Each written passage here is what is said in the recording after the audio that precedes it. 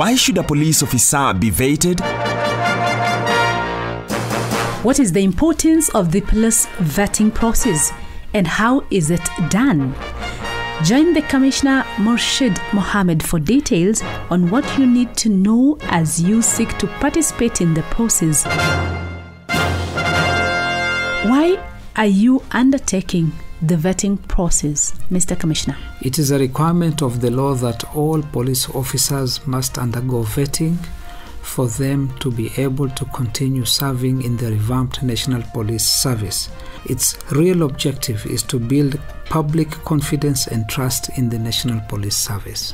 Is vetting basically the interview? No, it is not. Vetting is a process. It starts off with a scrutiny of the officer's personnel records to see if there are any professional issues that have been captured in those records. We also receive complaints from the public to determine the officer's integrity or lack thereof, and at the same time to see if the police officer is guilty of any gross human rights abuses. We also scrutinize the information provided by the officer in terms of his financials, in order to determine whether the wealth status of the police officer is commensurate with his known and disclosed sources of income. How do you then determine the competence of a police officer? By checking his professional records, that is from his files as well as from public complaints. We look at the financial probity of the officer from his own documents that he has provided, and we also look at his track record in observance of human rights. How fair is the vetting process? It's fair because firstly it is guided by regulations, and the regulations have taken into account constitutional principles of fair trial and fair administrative action. The vetting process is done in public, and the officer is accorded an opportunity to be heard, and the officer may also seek a review of the decision of the commission. Can an officer opt out of the process? Yes, the officer can opt out, but the net result is that the officer must leave the service. Can a police officer be removed from the service once determined suitable? Simply because he has been vetted and found competent and suitable to serve does not mean that the officer cannot be removed from the service should he thereafter be guilty of disciplinary offense which warrants the officer's removal.